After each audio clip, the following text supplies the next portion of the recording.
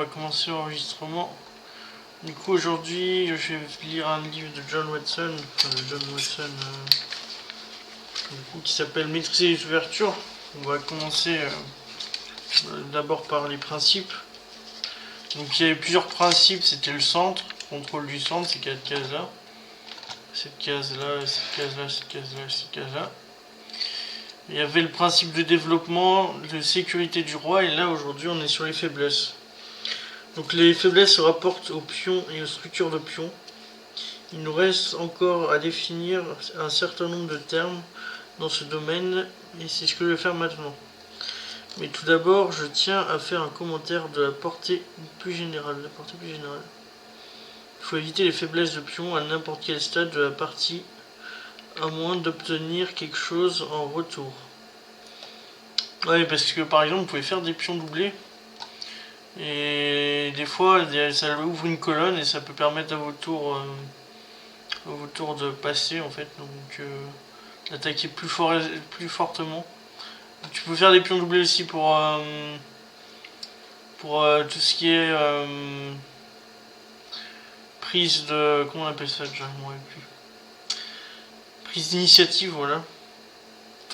Donc voilà, donc dès qu'il parle de structure de pion, il faut éviter de trop l'abîmer en fait, c'est ce qu'il est en train de dire. Et n'importe quel, mais ce conseil ne doit pas s'interpréter comme une phobie généralisée à l'égard des faiblesses. La plupart du temps, elles ont moins d'importance dans l'ouverture que dans les phrases ultérieures de la partie. Le dicton de Tarrasch dit « Avant la finale, les dieux ont placé le milieu de partie. » Ne manque pas de pertinence. Cette phrase ne manque pas de pertinence à cet égard. Mais il n'épuise pas le sujet, loin s'en faut. À mesure que progressait le milieu parti, la position put se simplifier considérablement, ou bien elle est sur le point de le faire. C'est là que le joueur doit être particulièrement attentif à ses faiblesses, et notamment à ses perspectives en finale. Ces structures devaient perdurer. Il arrive qu'une fois une action radicale soit de mise de ce point de vue. Mais au stade de l'ouverture, surtout dans les 10 premiers coups, les faiblesses structurelles représentent généralement plus un problème et une défense immédiate qu'un souci. Un problème de défense immédiate qu'un souci, dans l'optique d'une finale. Ouais, parce que le début de partie, du coup... Bon, au tout début de partie, ce qui se passe, c'est que si tu prends des faiblesses directement, après, on va pouvoir pousser dessus. Mais il faut envisager la finale, en fait. Donc, bon. Il faut les envisager dans le cadre global d'une position qui fonctionne peut-être extrêmement bien par ailleurs. Par exemple, un pion horriblement faible offrant un bouclier temporaire contre les actions adverses serait peut-être le facteur qui vous donne l'avantage. En gros, ce qui se passe, c'est comme j'ai dit, vous faites 2 pions doublés, vous mettez 2 tours sur la rangée, et ça vous permet d'avoir une grosse attaque. Et bah là, à ce moment-là, le pion isolé ou le pion doublé va permettre donner plus d'initiative à nous, à notre jeu, et du coup, c'est pas forcément un mal. C'est ça qu'il est en train de dire. C'est qu'il faut analyser avant d'arriver en fin de partie. En fin de partie, c'est pas bien de faire des pions doublés et de faire des pions isolés, c'est pas bien en fin de partie. Mais en début de partie et en milieu de partie, ça peut s'excuser justement parce que justement on va arriver, là je doute, on va arriver à prendre l'avantage. Cela est dû à la nature changeante de la plupart des ouvertures et du milieu de partie. Les joueurs qui commencent à acquérir une certaine expérience notamment doit être attentif à ne pas surestimer les inconvénients de les faiblesses, comme les pions doublés, isolés ou arriérés. Alors, un pion arriéré, typiquement, c'est un pion où, par exemple, si j'avance ce pion-là, si je fais ça, et que je fais, je sais pas, par exemple, il fait ça, et je fais ça, là, le pion là, celui-là, il devient arriéré. Enfin, attendez, je fais ça, ça. Là, lui, normalement, il fait ça, par exemple, voilà, il fait ça.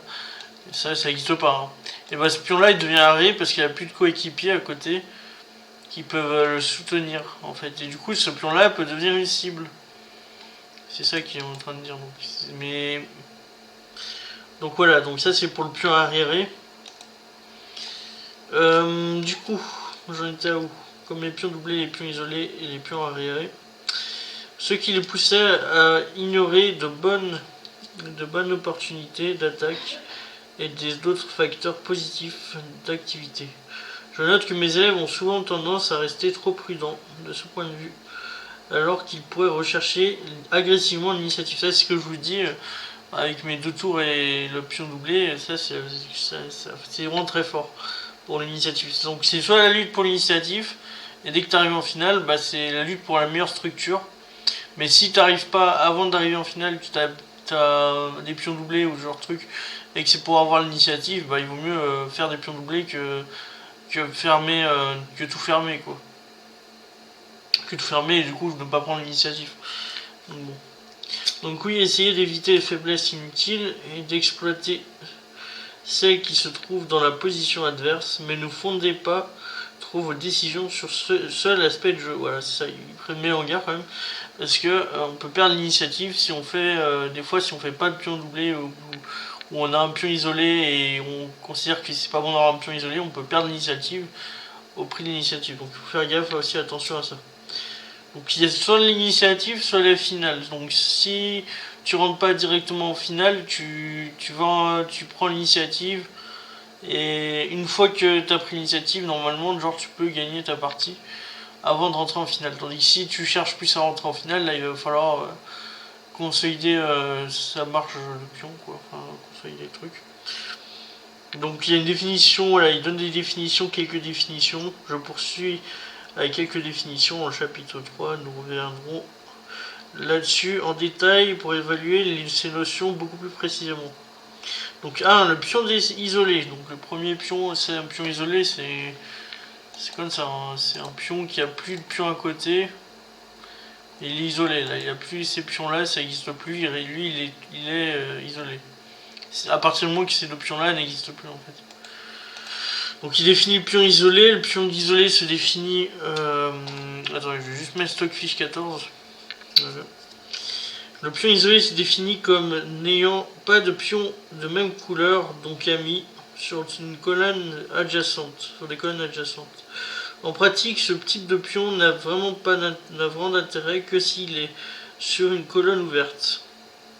Donc s'il est sur une colonne ouverte, après ça permet de passer les pièces lourdes dessus. Vous trouverez dans le chapitre 3 une longue discussion et de nombreux exemples de pions isolés. Dans certains cas caractéristiques, dans certains cas bien caractéristiques, leur avantage et leur inconvénient se compensent de manière bien connue. Tant et si bien que certains joueurs se précipitent pour les avoir et d'autres pour les combattre. Donc ça peut avoir des avantages, un pion isolé, c'est ce qu'on verra dans les prochains chapitres. Alors, donc voilà, donc là il présente un schéma où genre le pion B est isolé et le pion A4 va essayer de passer du coup. Mais voilà, genre c'est un pion isolé, quels sont les avantages du pion isolé? Quels sont les avantages quels sont les inconvénients? Parce que un pion isolé, si t'as un couple de pions en finale, genre en B5 et en A6, t'as un couple de pions et là il reste qu'un pion là, bah, tu vas pouvoir passer sur la colonne ouverte en fait. Donc le pion arriéré, pour sa part, dispose d'au moins un voisin de sa couleur sur une des colonnes ouvertes adjacentes, mais ce pion se trouve une rangée devant lui au minimum. Donc un pion arriéré, c'est ça. Hein. Comme je vous l'ai montré tout à l'heure, le mec il fait ça, bon, on dit qu'il fait n'importe quoi. Hein. Si tu avances par exemple ce pion là, et ben lui il devient arriéré. Il devient arriéré, c'est-à-dire qu'il a plus de potes à côté quoi. Il faut que tu l'avances encore d'une case et, là il est complètement arriéré quoi. Et après ça peut devenir une cible. Donc c'est un peu bizarre, hein. Enfin c'est pas un peu bizarre, mais ça joue, enfin ça arrive quelquefois qu'on a un pion arriéré, quoi. Donc bon. Un pion est dit doublé lorsque il est situé sur la même colonne qu'un autre pion du même camp.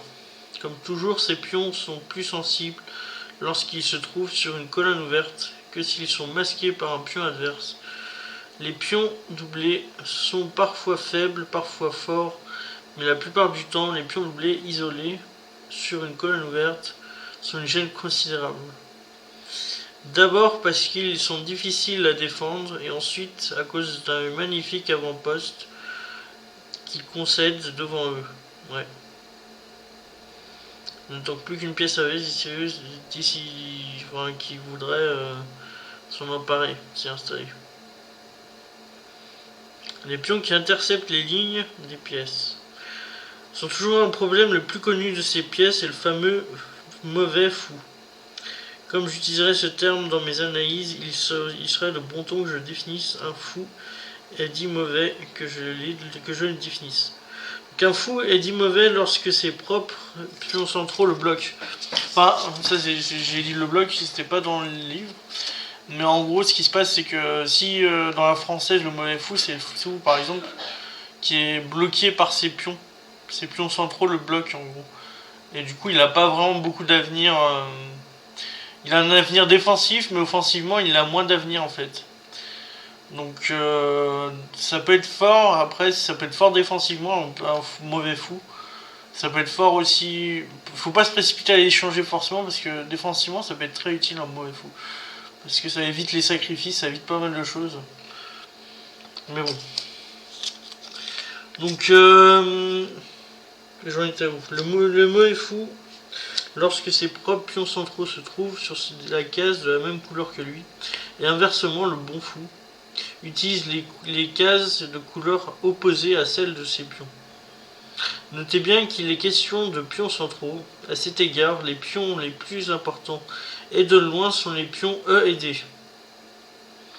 Les pions adjacents C et F peuvent intégrer l'équation s'il s'avère qu'ils ont à voir avec la mobilité du global du fou. Il ne faut vraiment pas leur accorder le même poids. Penchons-nous sur un exemple. Les fous noirs sont plus faciles à évaluer. Les pions E6 et D5 étaient sur case blanche. Ouais. Tandis que le fou est complètement fermé. Donc là, c'est par exemple si vous avez un début d'ouverture comme ça, comme ça, comme ça, je sais pas, comme ça, et comme ça. Là, si vous fermez, là, le fou, il va devenir mauvais. Celui-là, il va devenir très mauvais. Et lui, il va être bon parce qu'il est dans les couleurs inversées, en fait. Il est dans les couleurs inversées, celui-là. Mais il est mauvais, pas, mais après, genre, il va falloir le développer, quoi. Il va falloir le développer et faire genre B4, A4, enfin B5, A5, pardon. Et ensuite faire fou A6 et genre truc. Donc normalement, l'illicite, ça peut devenir un bon fou.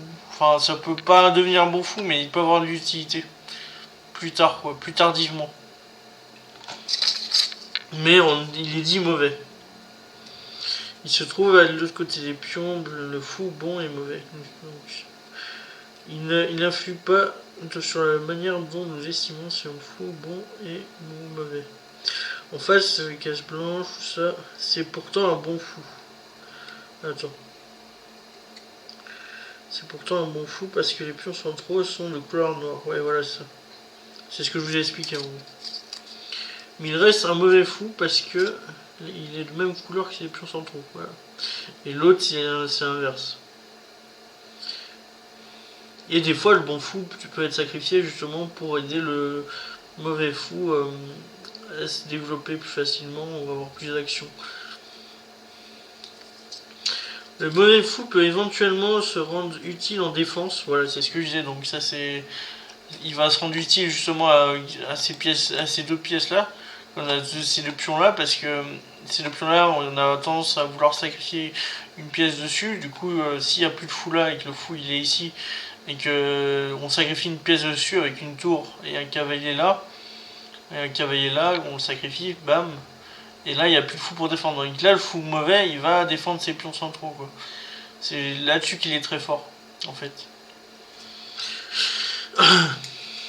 Donc, après, il nous montre une partie. Ça, on peut pas la mettre, la partie, malheureusement. Je vais quand même la regarder vite fait. Donc là, il pousse des 5.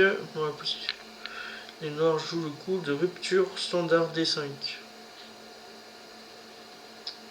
Ouais, voilà. Comme ça, après, ça permet de... Mais bon. Mais ils n'ont pas évalué pleinement les conséquences de liquidation directe. La simplification favorise les blancs qui parviennent à maintenant à se débarrasser des bons fous des noirs. D'accord. Et du coup, il reste plus que le mauvais fou. En fait, il y a une lutte. Il y a une lutte pour avoir le bon fou. Et attendez, juste un truc. Oui, c'est bon. Il y a une lutte pour avoir le bon fou et si le gars a le bon fou et qu'il reste le mauvais fou, bah c'est un peu partie remise. Du coup, les simplifications font fait que le gars donne son bon fou. Et le truc de donner le bon fou, c'est qu'il te reste plus que le mauvais fou derrière, et ça c'est pas forcément ouf. Hein. C'est pas, il n'y a pas beaucoup d'avantages offensivement et en finale aussi. D'ailleurs, là je pose un petit truc, c'est que là le pion, le mauvais fou, c'est sur le D4, sur comment on appelle ça déjà,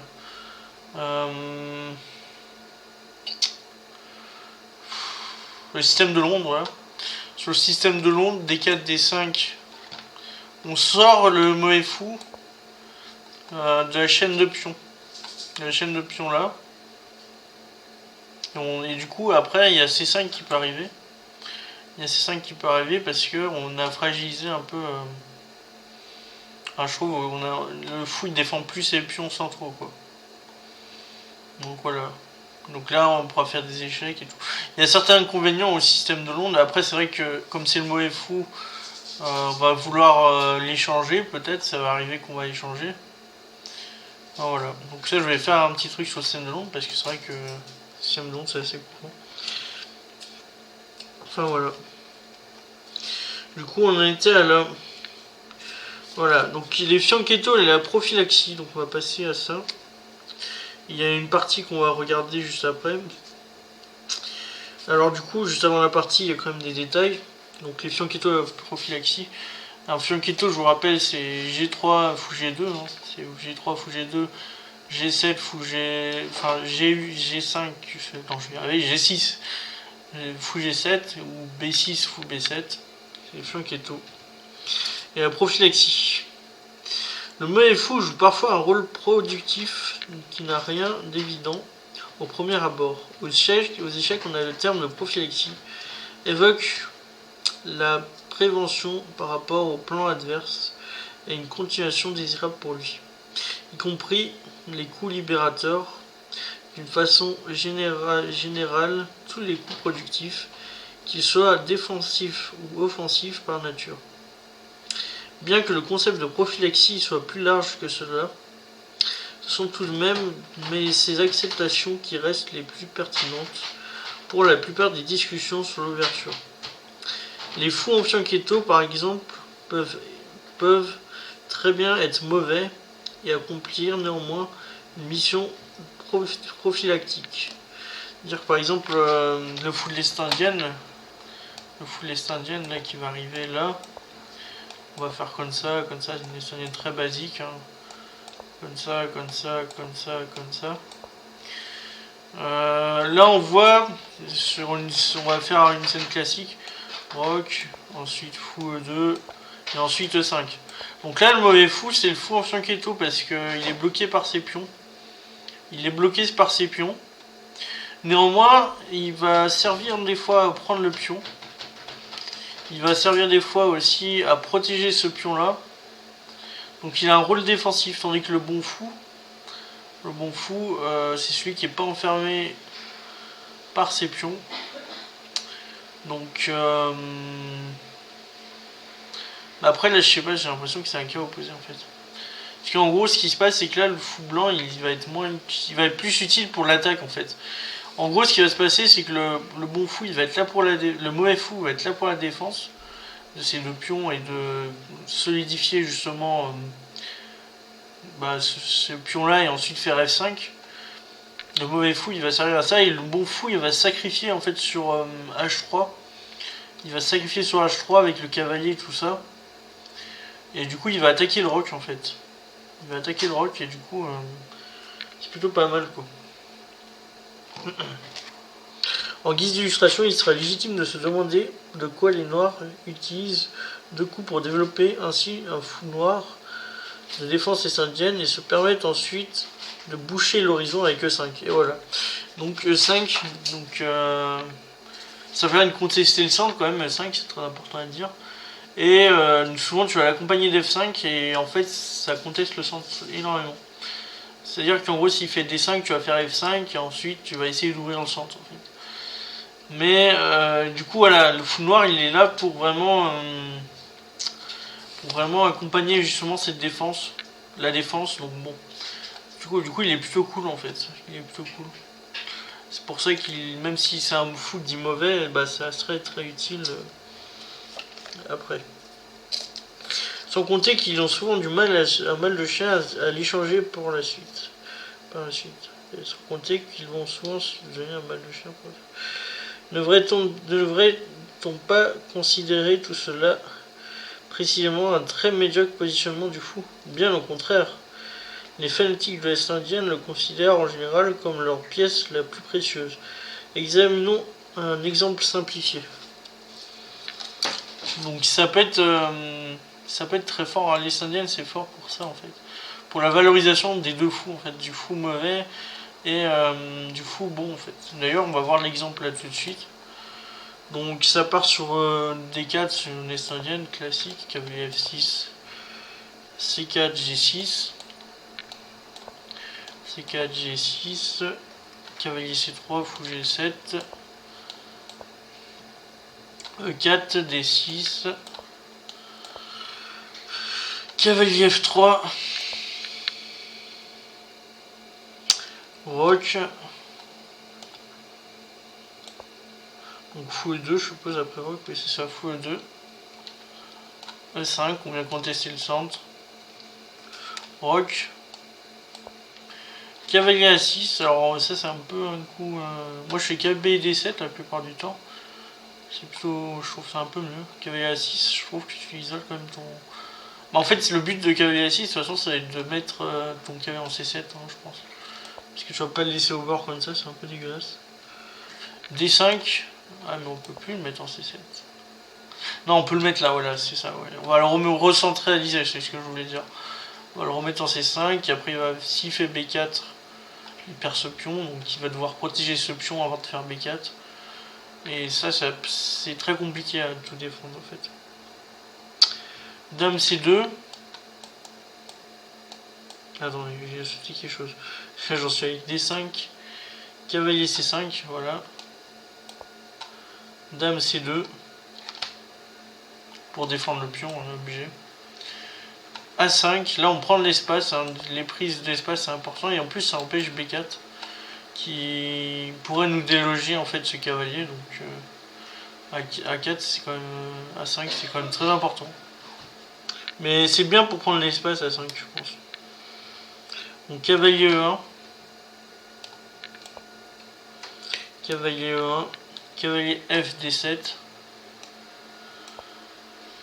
Voilà.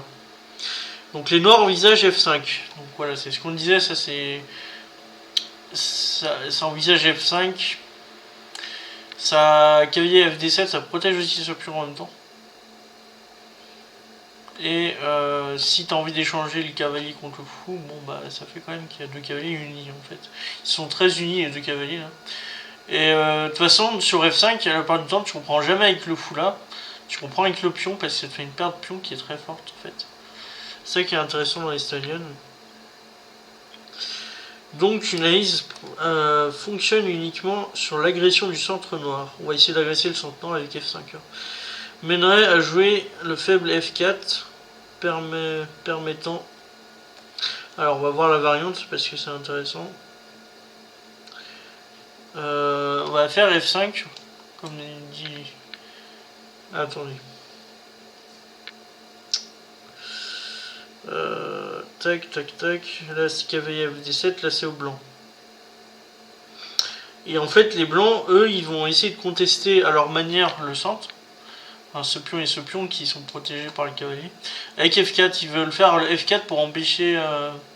pour amoindrir le fait de faire F5. Alors la plupart du temps, il faut suivre sa chaîne de pions. Et il faut regarder la chaîne de pions où elle te mène. Et là, il se trouve que la chaîne de pions te mène sur l'aile dame. Donc, tu aurais tendance à attaquer avec les blancs sur l'aile dame et attaquer avec les noirs sur l'aile roi, quoi, tout simplement. Donc bon, c'est un peu compliqué. Je pense qu'en plus, ça, F4, ça ouvre pour le fou, en fait. Donc F4, il va y avoir E prend F4 évidemment parce que c'est broken. Là c'est les blancs qui ont clairement l'avantage, enfin les noirs qui ont clairement l'avantage. E prend F4, il va prendre avec le fou. Mais là le fou mauvais, il va devenir très fort. Il va vraiment devenir très fort. De toute façon, les fous de Franketo de l'Est indienne sont vraiment très forts. On va même essayer de les échanger alors que c'est là-bas, c'est des fous mauvais. Donc, ça veut rien dire. Comme quoi les deux fous... Il y en a un qui va être à l'attaque, celui-là il va être à l'attaque plus tard et lui il a la défense. Il défend. Mais là il va reprendre comme un rôle aussi offensif en plus, donc ça reste intéressant. Du coup, de même sur une séquence comme cavalier D3. Attendez, j'en étais à où là? Fou G7 par F4. Je suis allé plus loin. Le fou G7 est extrêmement puissant, on va lire, mais il soutient une superbe avant-poste en E5. Un superbe avant-poste en E5.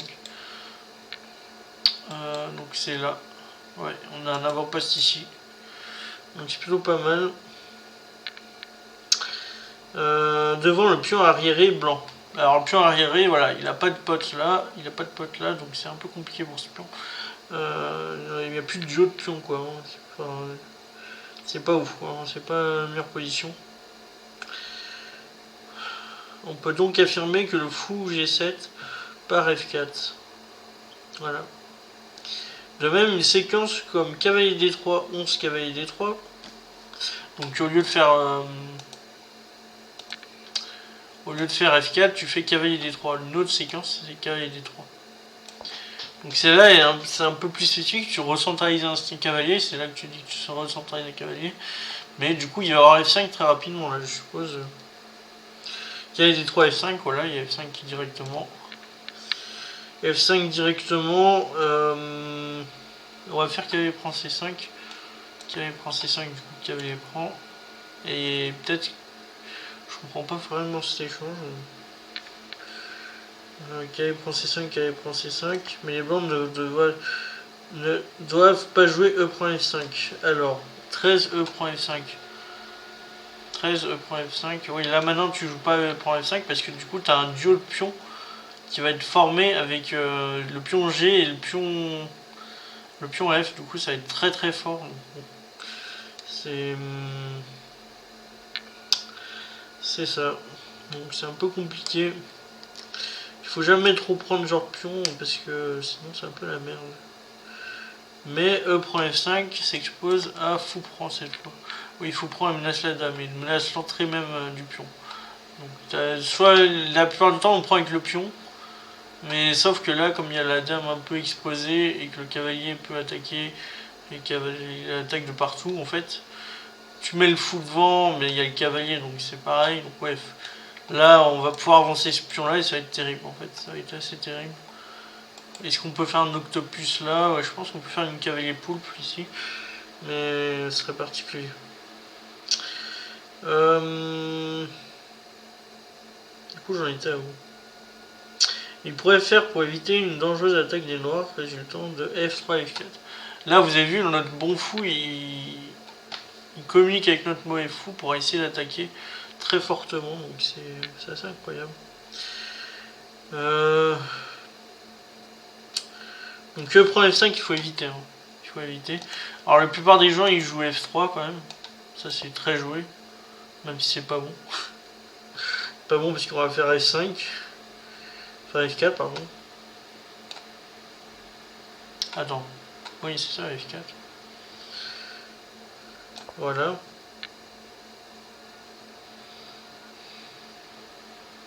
Et on revient sur E prend F5. E prend F5, fou prend F5. Dame D1 se heurte à E4, voilà. Dame D1. Là, tu peux avancer espion, et là, les deux fous, ils deviennent monstrueux. Là, les deux fous, c'est ce qu'on avait vu tout à l'heure, ils deviennent très très forts, en fait. Et ils vont communiquer ensemble, et ça va être vraiment très fort, en fait. Donc, c'est plutôt cool. Du coup, E4 et le fou est passé du statut de spectateur à celui d'acteur prépondérant. Dans cette position, d'autres de même type, le fou et de case noire constituent une mesure prophylactique dirigée contre E prend F5, qui sinon pourrait contrarier les plans des noirs. Je dois me permettre d'ajouter que dans certains cas, les noirs répliquent E prend F5 par G prend F5. Voilà. Ça, c'est ce qu'on avait vu. Ça, c'est ce que j'ai fait dans des parties, notamment sur le joueur d'Estonienne aussi. Donc là, sur E prend F5, il y a deux manières de prendre. Il y a soit du fou, soit du pion. Bon, je trouve que le fou, dans cette vision-là, il est fort. Dans cette vision, genre que la dame est placée là, le cavalier de fa, il se trouve qu'il est fort. Mais G prend F5, c'est pas mal aussi, parce que ça peut permettre de faire E4, voilà, comme il dit. Et en plus, du coup, c'est un duo de pions qui est accompagné à l'attaque. Donc c'est une autre façon de voir les choses. Il faut bien calculer, là, je pense, quand même. Que retenir de tout ça? Qu'un mauvais fou est parfois en mesure de démorcer des coups qui sans lui deviendraient dommageables. Naturellement, le fou n'a pas besoin d'être placé en fianchetto pour tenir ce rôle. Dans l'espagnol fermé, lorsque les blancs montent sur une structure à la base de E4, D5 et placent le fou en C2, on peut considérer que ce mauvais fou est un effet prophylactique contre F5. Enfin voilà. Et on va voir dans le chapitre 8 la variante Zeidvei. Alors il faut savoir qu'on va faire le livre en entier. Donc ça va tryhard en fait. Enfin, ça va plutôt tryhard, mais là on en est juste l'introduction et après on va commencer à approfondir un peu. Mais bon, avant il faut faire la signification des structures. On va faire la signification des structures et là on est dans les grandes idées caractéristiques positionnelles. J'espère que vous avez aimé cette vidéo. Si c'est le cas, n'hésitez pas à vous abonner, à liker. Moi je continuerai dès que j'aurai envie. Dès que j'aurai un peu l'envie. Et en attendant la prochaine vidéo, je vous dis ciao.